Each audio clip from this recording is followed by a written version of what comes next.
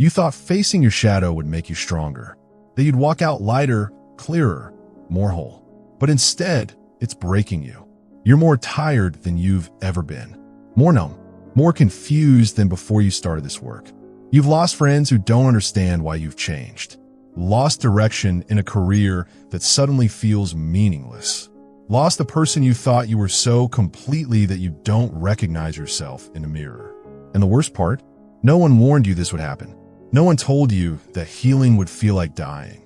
This isn't failure. This isn't you doing it wrong. This is the real face of transformation. And Carl Jung understood it long before we gave it a name. Shadow work isn't a spiritual hobby you pick up on weekends between yoga classes. It's not an aesthetic practice to post about on social media with perfectly curated lighting. It's emotional demolition, psychological archaeology, soul surgery. It cracks open every mask you've worn since childhood and forces you to see the wounds beneath. The ones you've been running from since you learned that certain parts of yourself weren't acceptable. The ones that shaped every decision you've made, every relationship you've chosen, every dream you've abandoned. But what happens after the mask falls? What happens when you're standing naked in your own truth, and it's uglier, messier, more contradictory than you ever imagined? What happens when the person you thought you were dissolves, and you're left in the space between who you were and who you might become? No one tells you about the silent collapse that follows. No one prepares you for the cost of becoming real in a world that rewards performance. And in that silence, many turn back, convinced something is fundamentally wrong with them, that they weren't meant for this level of truth. This video exists to tell you, nothing is wrong with you. You're not broken. You're not failing at healing. You're not too sensitive or too much. You're being unmade so you can finally become who you actually are. For the next 30 minutes, we're going into the darkness together. Because Carl Jung knew something most people never learn. The shadow doesn't come to destroy you. It comes to return you to yourself. 1. Identity collapse. When you disappears, you don't just question who you are anymore.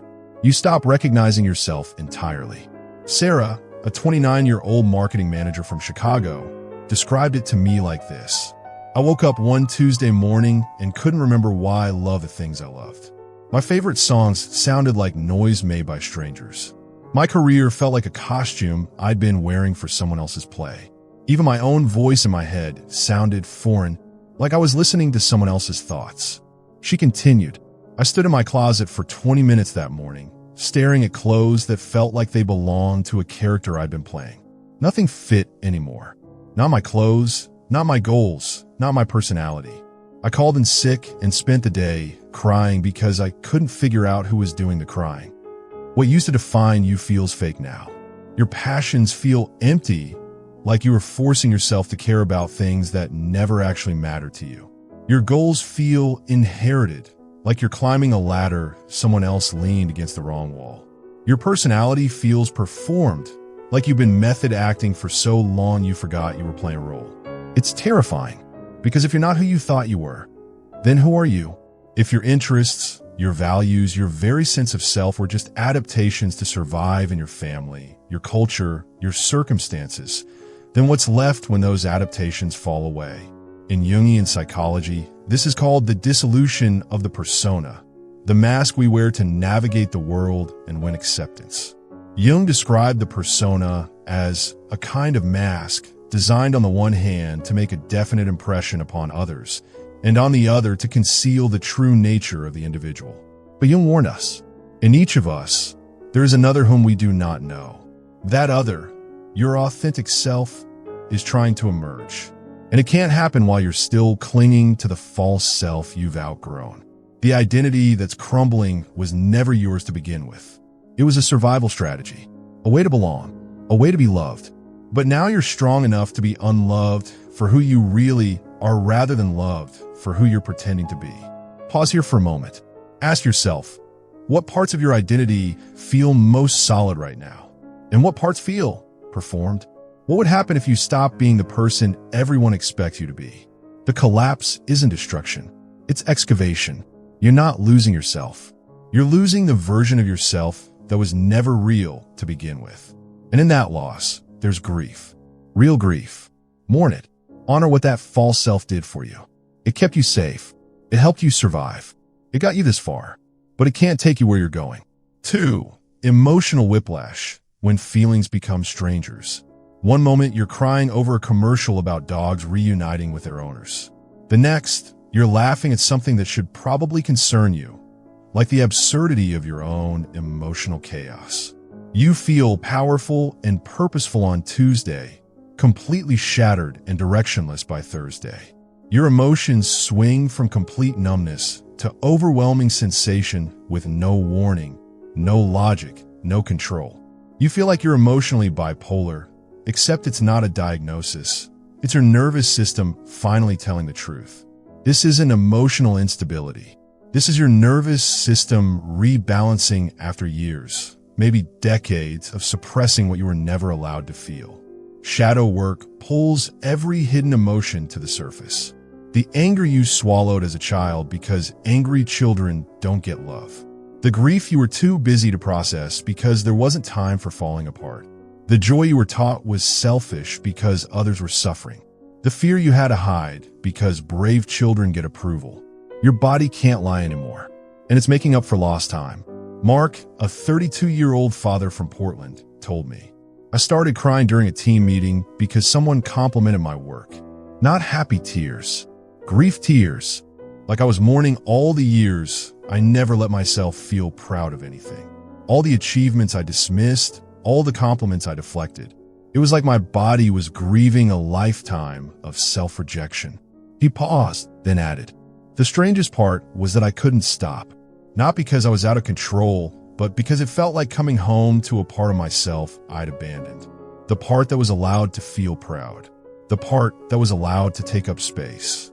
Jung called this the transcendent function, the bridge between conscious and unconscious content. Your psyche is literally reorganizing itself, integrating split-off parts that have been banished to your personal unconscious. And reorganization always looks like chaos before it becomes clarity. You might feel crazy during this phase. You might wonder if you need medication, therapy, or both. You might think you were more stable before you started this work. But this isn't instability. This is integration. Your emotional range was artificially narrow before. You were feeling a fraction of what you were actually experiencing, suppressing the rest to maintain functioning. Now you're feeling everything, and everything is a lot. If this part hits something in you, keep going. The next few minutes might feel like looking into a mirror you've been avoiding. Your nervous system isn't broken. It's remembering how to feel. And feeling is the pathway back to yourself. 3. Relationship detachment. When connection becomes impossible, you stop reaching out to people, not out of anger, not even out of sadness. You just can't anymore.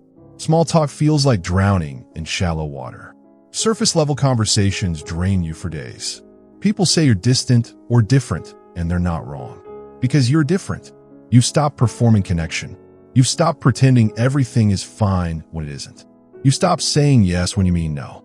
You've stopped laughing at jokes that aren't funny, agreeing with opinions you don't share, minimizing your needs to make others comfortable. And when you stop performing, the relationships built on roles begin to fall apart. Jenny, a 28-year-old teacher, described it like this. I realized I'd been in friendship maintenance mode for years, constantly checking in, constantly available, constantly saying the right thing to keep everyone happy. When I stopped doing that, not because I was angry, but because I was exhausted, half my friendships just disappeared. People stopped calling, stopped inviting me places. And the strange thing was, I felt relief. This is grief. Real, deep grief. But it's also clarity. You're not losing love. You're losing the need to pretend for it. The people who stay are the ones who were never in love with your mask. They're the ones who see you when you're not performing and still choose to be there. The ones who leave were never really there to begin with. They were there for what you could do for them, how you could make them feel, the role you played in their story. Jung understood that individuation, becoming who you truly are, often requires a period of isolation. Not forever, but long enough to hear your own voice again. Long enough to remember what you actually need from connection. long enough to distinguish between loneliness and solitude. Loneliness is the pain of being disconnected from others. Solitude is the joy of being connected to yourself. During shadow work, you might experience both. You might feel lonely for the connections you've lost, even when you know they weren't real. And you might feel the profound peace of solitude for the first time in your life. This detachment isn't antisocial. It's discerning. You're learning the difference between connection and codependence, between love and approval seeking, between being yourself with others and losing yourself to others. The relationships that survive this phase will be deeper, more authentic, more nourishing than anything you had before, because they'll be built on truth instead of performance. And the space created by the relationships that don't survive, that's sacred space. Space for you to figure out who you are when you're not busy being who everyone else needs you to be. 4. Existential confusion, when meaning becomes quicksand. You wake up asking questions that feel dangerous. What is the point of any of this? What do I even believe anymore? Is this all there is? What if everything I've been working toward is meaningless? The truths that once grounded you, your values, your goals, your spiritual beliefs, your purpose, now feel like someone else's story. Like you've been living according to a script you never consciously chose. Everything you thought you knew about life, about yourself, about what matters, it's all up for questioning. This isn't spiritual regression. This is shadow integration. This is the dissolution of inherited meaning. You're dismantling the inherited truths you never questioned. The beliefs you absorbed from family, culture, society, religion, beliefs that were never actually yours. They were survival strategies disguised as values. Adaptations disguised as authentic choices. And when you're between stories, when the old meaning is gone but the new one hasn't emerged yet, you feel lost in space. Rachel, a 30-year-old nonprofit worker, told me, "I'd built my entire identity around helping others. It was my purpose, my passion, my proof that I was a good person. Then one day, during shadow work, I realized I wasn't helping people because I loved them. I was helping them because I needed to be needed, because being useful was the only way I knew how to feel valuable. When I saw that, my whole career stopped making sense. My whole life stopped making sense." She continued, "I spent 3 months in what I call the gray zone. Nothing felt meaningful. Nothing felt important. I couldn't even figure out what I wanted for breakfast, let alone what I wanted to do with my life. But looking back, that gray zone wasn't emptiness. It was spaciousness. I was clearing out beliefs that weren't mine to make room for beliefs that were."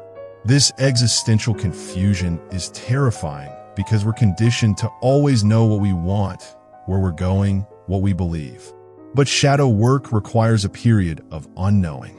Jung called this the nigredo, the blackening phase of psychological transformation where everything you thought you knew dissolves into chaos. Here's your journaling prompt. Write down 3 beliefs about life that you've never questioned. Then ask, did I choose these beliefs, or did they choose me? What happened if I didn't believe this anymore? Who would I be without this belief? The confusion isn't emptiness. It's spaciousness. You're not losing meaning. You're clearing space to build meaning that's actually yours. And that requires destroying the meaning that never was. This phase can last weeks, months, sometimes longer. It's uncomfortable because our culture demands that we always have answers, always know what we want, always be moving toward something. But shadow work teaches you that sometimes the most important thing you can do is stop. Stop moving.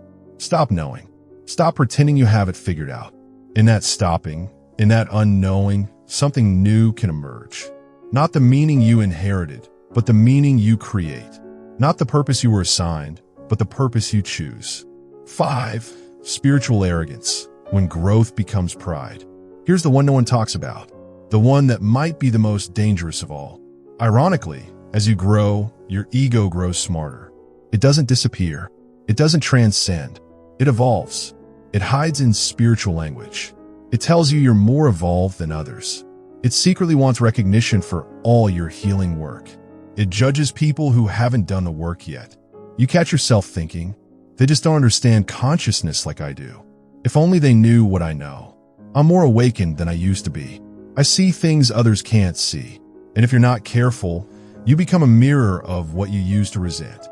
Only now it's cloaked in spiritual superiority instead of material success or intellectual arrogance. This is the shadow of growth itself. The inflation that comes with psychological development. David, a 33-year-old yoga instructor who'd been doing shadow work for 2 years, admitted, "I started seeing my friends as asleep, unconscious. I'd have conversations with them, and internally I'd be thinking, if only you knew what I know. If only you'd done the work I've done. I thought I was helping them by sharing my insights, but really I was just showing off my growth. I became spiritually arrogant without realizing it." He paused, then added, "The worst part was that I felt justified, like my judgment was actually love, like my superiority was actually wisdom. It took my therapist pointing it out for me to see it. And even then, part of me wanted to argue that I really was more conscious than before." Jung warned about this, the inflation that comes with touching the unconscious. He wrote, "The access of libido to consciousness therefore has the effect that consciousness is deluged with contents whose existence one had never suspected before. The unconscious arrogance whispers, 'I'm special because I see. I am evolved because I feel. I am awake because I know my shadow.' But the deepest shadow is often the one that's convinced it's light. The moment you think you're beyond having a shadow, you've found it. The moment you think you're more conscious than others, you've lost consciousness. The moment you think your growth makes you superior, you've stopped growing. But awareness of this pattern isn't shameful. It's proof you're becoming honest. And honesty, brutal, uncomfortable, ego-deflating honesty, is the soul of shadow work. Real growth makes you more humble, not more arrogant. More curious, not more certain. More compassionate toward others' unconsciousness because you remember how painful it was to be unconscious yourself. The antidote to spiritual arrogance is remembering that shadow work is never finished. That consciousness is not a destination, but a practice. That the deeper you go, the more you realize how much you don't know. And that everyone is doing the best they can with the level of consciousness they have access to right now, including you. This is where most people give up, right here, in this exact emotional territory. They think healing isn't working. They think they're too sensitive, too weak, too damaged to transform. They think they were better off before they started looking under the surface. They think shadow work is making them worse, not better. They think they're losing their minds. But what if I told you this breaking apart is proof that it's working? What if I told you that every symptom you're experiencing, the identity collapse, the emotional chaos, the relationship detachment, the existential confusion, the spiritual arrogance, what if all of it is exactly what's supposed to happen when a false self dies and a true self is born? You're not numb anymore. You're not hiding anymore. You're not sleepwalking through your own life anymore. You're feeling again. And feeling hurts when you've avoided it for years. Carl Jung wrote, "There is no coming to consciousness without pain." People will do anything, no matter how absurd, to avoid facing their own soul. Shadow work is the unraveling of the unconscious. It's the systematic dismantling of every defense mechanism you've built since childhood. Every wall you've constructed. Every story you've told yourself about who you are and how the world works. And unraveling always looks like falling apart before it ever feels like integration. The reason it hurts so much isn't because you're doing it wrong. It hurts because you're doing it right. You're finally telling the truth about who you've been, about what you've hidden, about what you've pretended not to need, about the parts of yourself you've exiled because they weren't acceptable to your family, your culture, your conditioning. And truth is disruptive. Truth is inconvenient. Truth demands that you change everything. Your relationships, your career, your beliefs, your entire way of being in the world. So don't run from this darkness. Don't try to think your way out of it. Don't try to fix it or heal it or make it more comfortable. Stay in the valley. Stay in the not knowing. Stay in the dissolution. Because there's something inside you trying to return. Not the you that performed for acceptance. Not the you that optimized for other people's comfort. Not the you that said yes when you meant no and smile when you want to scream. But the self that existed before the performance began, the one that knew how to play without purpose, the one that could love without conditions, the one that never needed to prove its worth because it knew its worth was inherent.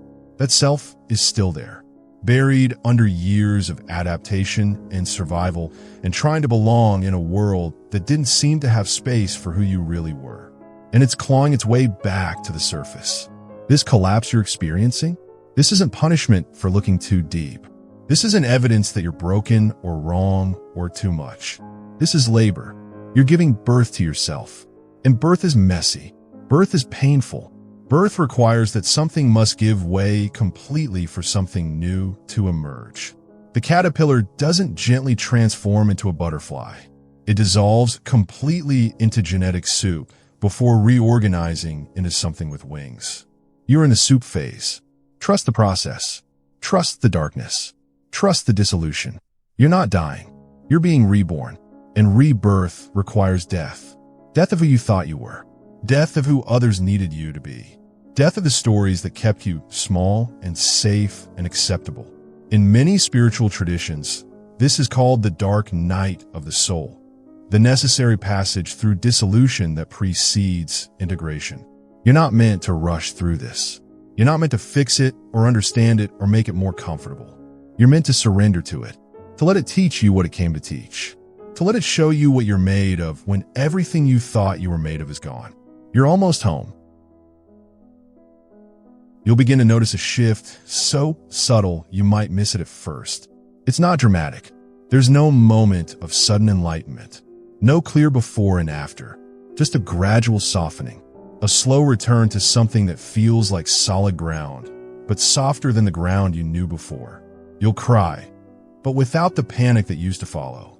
The tears will feel cleansing instead of terrifying, like your body is releasing something it needed to release. You'll feel pain, but you'll hold it with more grace, like an old friend you've finally learned to understand instead of an enemy you need to defeat. You'll lose people and still feel whole, still feel worthy, still feel like enough, even when you're alone.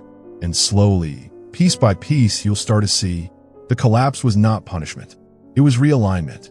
The relationships that left were never rooted in truth. They were built on the version of you that said yes when you meant no. That smile when you wanted to scream. That pretended to be smaller so others could feel bigger. That gave endlessly to avoid the discomfort of receiving. The confusion was not chaos. It was your soul's way of clearing space for clarity, for beliefs that actually belong to you, for dreams that arise from your center instead of from fear or conditioning or the need for approval. The emotional whiplash was not instability. It was integration. Your nervous system remembering how to feel the full spectrum of human experience instead of the narrow band you'd confined yourself to for survival. You stop trying to fix everything about yourself. You start listening to the parts of you that have waited so long to speak. You stop spiritualizing your pain, trying to make it mean something profound or sacred. You start respecting it, honoring it, treating it like the messenger it's always been. Lisa, now 31, 2 years in her shadow work journey, told me, "I'm not happier all the time, but I'm more real all the time. And real feels like coming home to a house I never knew I was allowed to live in. I feel sadness more deeply now, but I also feel joy more fully. I feel anger more honestly, but I also feel love more openly. It's like the volume got turned up on everything, and at first that was overwhelming, but now it feels like being alive instead of just surviving." She continued, "The strangest thing is that people tell me I seem calmer now, more grounded, but internally, I feel everything more intensely. I think the difference is that I'm not fighting my feelings anymore. I'm not trying to change them or fix them or make them more acceptable. I'm just feeling them. And there's something deeply peaceful about that surrender. The dark effects don't disappear. They transform. Identity collapse becomes identity fluidity, the ability to be many things without losing your center, to change and grow and evolve without losing your sense of self. Emotional whiplash becomes emotional range, the capacity to feel the full spectrum of human experience without drowning in it or being destroyed by it. Relationship detachment becomes relationship discernment, knowing the difference between connection and codependence, between love and approval seeking, between being alone and being lonely. Existential confusion becomes existential freedom. The courage to create meaning instead of inheriting it, to choose purpose instead of accepting it, to live by your own values instead of someone else's. And spiritual arrogance becomes spiritual humility, the understanding that the deeper you go, the more you realize you don't know. That consciousness is not a possession, but a practice. That everyone is exactly where they need to be in their own journey. You're not becoming perfect. You're becoming integrated. And integrated means whole, shadow and light, messy and magnificent, human and transcendent, broken and beautiful, all at the same time. You're learning to hold paradox without needing to resolve it, to sit with uncertainty without needing answers, to love without needing to be loved back in the exact same measure. This is what Jung called individuation, not becoming special or superior, but becoming undivided, becoming all of who you are instead of the fraction you thought was acceptable. You faced your shadow, and it didn't destroy you. It stripped you. It hollowed you. It took everything that felt solid and made it questionable. And in that hollow space, you now have room for something new. Not perfection, not eternal peace, not the spiritual bypassing that promises you'll never hurt again, but presence. The ability to sit with what is, the beauty and the ugliness, the joy and the sorrow, the clarity and the confusion, without running, without hiding, without lying to yourself about any of it. That is power, real power, not the power that dominates or controls or forces, but the power that witnesses and accepts and responds from wholeness instead of woundedness. That is maturity, not the kind that follows rules without question, but the kind that makes conscious choices from a place of inner authority. That is true healing, not the kind that pretends wounds never existed, but the kind that transforms wounds into wisdom, pain into compassion, darkness into light. You don't need to prove your awakening anymore. You don't need to announce your transformation or document your growth for others to see. Let your life prove it. Let the way you speak, with less need to convince and more willingness to be misunderstood, be the revolution. Let the way you breathe, deeper, slower, like you finally have permission to take up space in your own life, be the transformation. Let the way you love, without conditions, without keeping score, without the desperate need to be loved back in the exact same measure, be the healing. Let the way you work, from purpose instead of fear, from service instead of ego, from wholeness instead of emptiness, be the awakening. Let the way you rest, without guilt, without the need to be productive every moment, without the shame that comes from having needs, be the integration.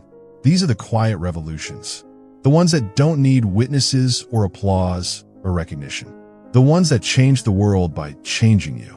And if you are in the dark right now, if you're reading this from the valley of your own unraveling, wondering if it's worth it, wondering if you'll survive this becoming, wondering if there's light at the end of this tunnel, remember this: the shadow doesn't come to destroy you.